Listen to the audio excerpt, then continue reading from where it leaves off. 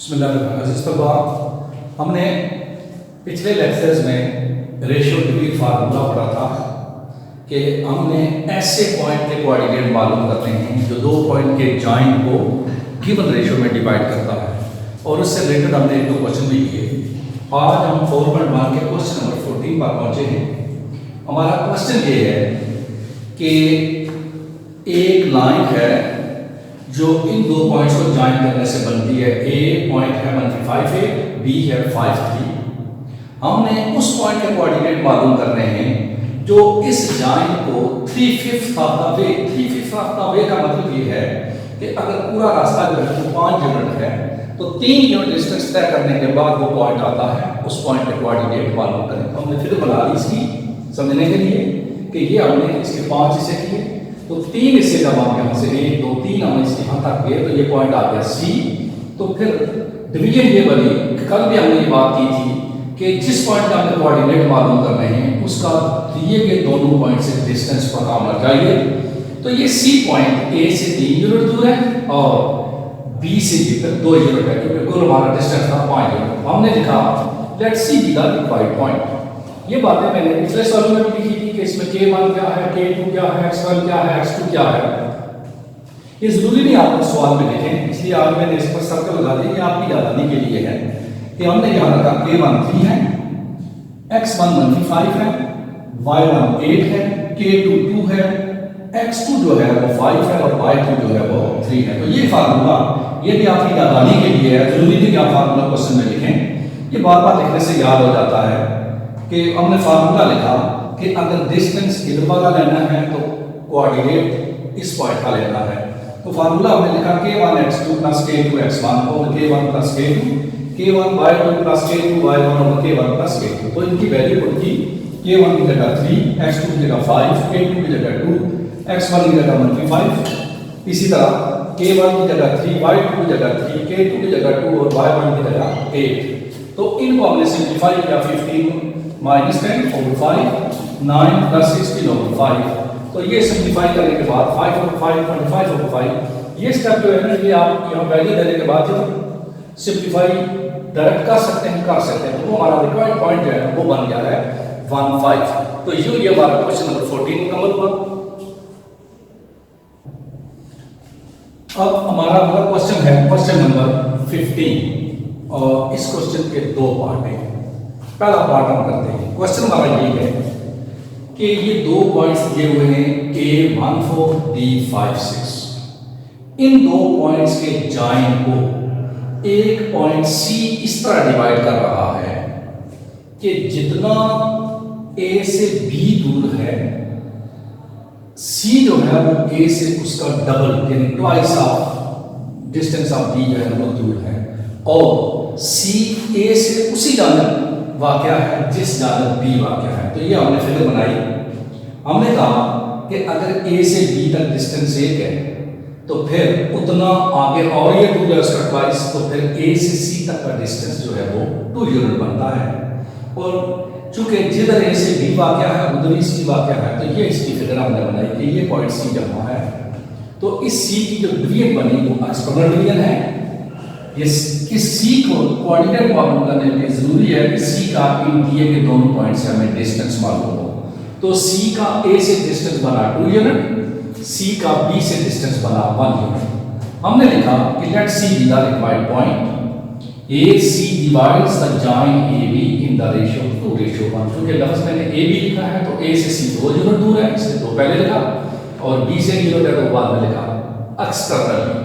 तो फिर दोबारा मैंने यहाँ k1 k2 ये आपको मैं पिछले सवाल में बता चुका हूँ कि ये वैल्यू सिर्फ आपकी समझ के लिए लिखी है, कि ये लिखना जरूरी नहीं।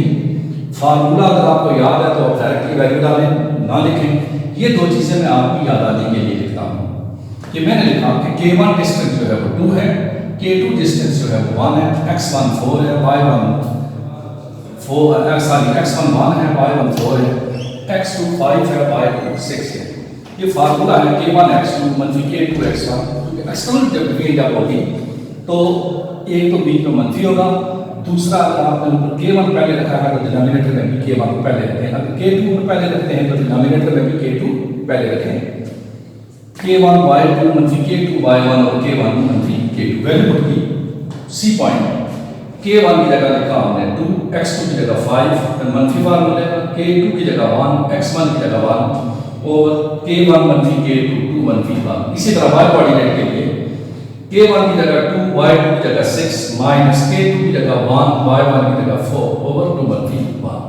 इनको सिंप्लीफाई किया 10 माइनस 1 और 12 मनफी 4 तो 9 8 बना।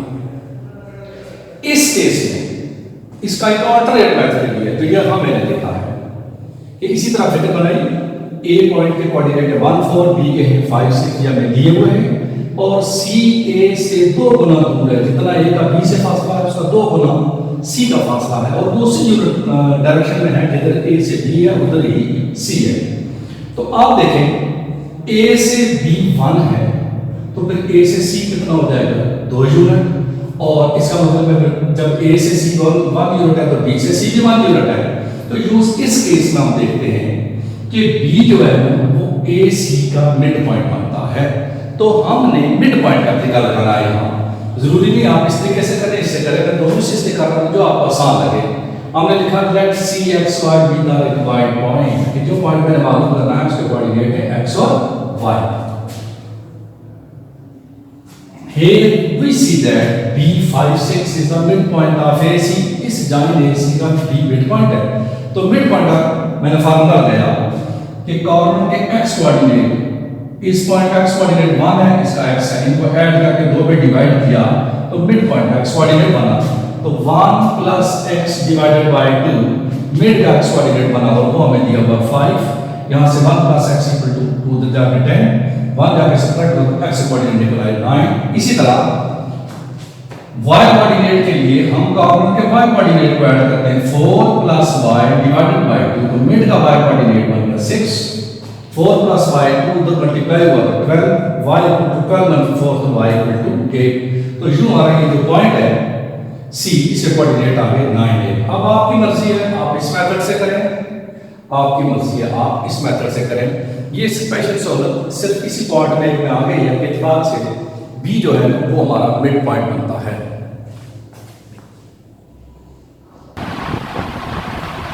अब हम इसी क्वेश्चन की 15 के पार्ट की तरफ आते हैं। ये पॉइंट से लेकिन अब शर्त क्या है कि जो पॉइंट ऑफ यूनियन है वो जिस जाने से दी है उसके अपोजिट साइड पर है। अपोजिट साइड तो हमने ये फिगर बनाई और ये शर्त वही है कि पॉइंट ए से जितना बी दूर है उसका ट्वाइस ये पॉइंट ए से दूर है। लेकिन अब बी का अपोजिट साइड है, हमने कहा कि let's see the required point. तो ये पॉइंट हमने सी बनाया कि ए से दूर है, चूंकि जितना ए से दूर है उसका ट्वाइस है तो ए से दूर है तो बी सी सी जो है 3 यूनिट दूर हो गया। तो हमने यहाँ लिखा ए से सी का फासला A1 और ए बी से सी का फासला A2 x1 ए के coordinate 1 y1 4 x2 y2 B के कोऑर्डिनेट 5 4 6। दोबारा फार्मूला लिखा c k1 x2 मनफी k2 x1 k1 मनफी k2 k1 y2 मनफी k2 y1 ओवर k1 मनफी k2 क्योंकि ये भी स्ट्रक्चर है। अब इन k1 x2 k2 x1 की जगह वैल्यू होगी तो 2 × 5 3 × 1 2 - 3 k1 मैंने पहले रखा था तो डिनोमिनेटर में भी k1 पहले रखना उसकी वैल्यू भी पहले रखना k1 y2 × k2 y1 k1 k2 × 6 3 4 divided by 2 minus तो ये बना 10 - 3 over -1 और ये बना 12 × 12 over माइनस तो 10 × 57 1 से डिवाइड करें 57 12 × 12 0 1 से डिवाइड करें तो जो वाला C1 की 0 is the required point बन गया। ये था हमारा क्वेश्चन नंबर 15।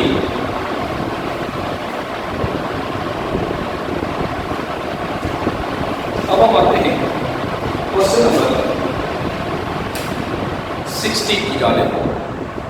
क्वेश्चन नंबर 16 ये है कि हमें 3 पॉइंट्स दिए गए हैं A53, b minus 2 to c4। हमें कहा गया है कि एक ऐसा पॉइंट फाइंड करें जो इन तीनों से इक्वल डिस्टेंस पर है। तो देखें 3 पॉइंट से एक पॉइंट इक्वल डिस्टेंस पर स्ट्रेट लाइन पे नहीं आ सकता। इसका फिर ये है कि ये हमारे पास है पॉइंट ए, ये है पॉइंट बी और ये है पॉइंट सी। तो इक्वल डिस्टेंस पर जो पॉइंट आएगा वो क्या होगा? सपोज हमने इसका नाम रख दिया डी। ये डी जो है ये हमें दिया हुआ है कि ये ए से भी, बी से भी और सी से भी बराबर फासला पर है। तो हमने लिखा लेट डी एक्स वाई, उसके कोऑर्डिनेट रख दिया X Y, be the required point as given. D is at equidistant from the given points, यानी इन पॉइंट से इक्वल फासले पर है। तो फिर एडी डिस्टेंस, बीडी डिस्टेंस और सीडी डिस्टेंस ये इक्वल है। इनसे हमने दो इक्वेशन बनाई क्योंकि हमने दो अननोन फाइंड करने थे, एक्स और वाई। हमने लिखा A D distance equal to B D distance and B D distance equal to C D distance. पहली इक्वेशन से from one A D distance equal to B D distance, distance formula लगाया। ए के कोऑर्डिनेट है 5 3, डी के कोऑर्डिनेट है x y। तो x - 5 whole square plus y - 3 whole square plus फिर equal to हमने b की डिस्टेंस किया। तो b के कोऑर्डिनेट ये है, तो ये मंफी है, तो जब डिस्टेंस फार्मूला लगाएंगे तो ये प्लस हो जाएगा x + 2 whole square plus y - 2 whole square और इसका भी स्क्वायर। अब ये स्टेप खत्म करने के लिए हमने दोनों तरफ क्या किया? स्क्वायर किया। हमारे पास आ गया x - 5 whole square plus y - 3 whole square equals x + 2 whole square plus y - 2 whole square. ये स्क्वायर एक्सपेंड किए x square minus 10x plus 25, इसको एक्सपेंड किया y square minus 6y plus 9 equals, इसको एक्सपेंड किया x square plus 4x plus 4, इसको expand किया y square -4y plus 4। अब ये x स्क्वायर इस x स्क्वायर से कैंसिल, y स्क्वायर इससे कैंसिल, क्योंकि इक्वेशन की दोनों तरफ सेम चीजें जो होती हैं वो कैंसिल हो जाती है। -10x माइनस 6y इस 25 और इस 9 को हमने ऐड कर दिया, तो 34 हो गया। राइट पर 4x मंथली 4y इस 4 और इस 4 को भी हमने ऐड किया तो 8। फिर 8 को इधर ले आए 34 मंथली 8, ये मंथली 10x और मंथली 6y को उधर ले गए तो 4x monthly 4y plus 10x plus 6y। अब ये 4x और 10x 14x और ये monthly 4y plus 6y 2y, ये 34 मंथली 8 26, 2 हमने कॉमन लिया, ये 2 तो जाकर डिवाइड कर दिया, या दोनों तरफ को हमने 2 से डिवाइड कर दिया, ये समझ लें। तो 7x प्लस y = 30, एक इक्वेशन आ गई। क्योंकि हमने दो अननोन मालूम करने हैं x और y, तो दूसरी इक्वेशन भी चाहिए। अब हमने लिखा आल्सो फ्रॉम 2 b की डिस्टेंस इक्वल्स टू c की डिस्टेंस। तो ये है भी दूसरी क्वेश्चन। तो b की डिस्टेंस, b के कोऑर्डिनेट है -2 2 और d के है x y। तो फार्मूला लगाया, तो जब इसको मंफी किया तो ये प्लस हो जाएगा x + 2 whole square plus y - 2 whole square equal to, हमने किया हुआ है c की डिस्टेंस, तो c के ये कोऑर्डिनेट है x - 4 whole square plus y - 2 whole square. फिर दोनों तरफ का स्क्वायर दिया ताकि ये स्क्वायर खत्म हो जाए। हमारे पास आ गया x + 2 whole square plus y - 2 whole square equals to x - 4 whole square plus y - 2 whole square. ये स्क्वायर भी जब हमने एक्सपेंड किया तो हमारे पास आया x square plus 4x plus 4, इसको एक्सपेंड किया y square - 4y plus 4 equals, इसको एक्सपेंड किया x - 4 को तो x स्क्वायर - 8x प्लस 16, इसको जब एक्सपेंड किया y स्क्वायर - 4y प्लस 4। अब हम देखें यहां जब हमने कैंसिलेशन की थी तो सिर्फ x स्क्वायर और y स्क्वायर दोनों तरफ से कैंसिल हुए थे, लेकिन यहां पर आप देखें x स्क्वायर भी आपस में कैंसिल हो गए हैं, y स्क्वायर भी, ये प्लस का 4 और ये प्लस का 4 जो है ना ये भी आपस में कैंसिल हो गए। ये तीन चीजें दोनों तरफ सेम थी। इधर हमारे पास बच गया 4x प्लस 4, बाकी सारी चीजें खत्म हो गई। इधर बच गया 8x प्लस 16, बाकी चीजें उधर से खत्म थी।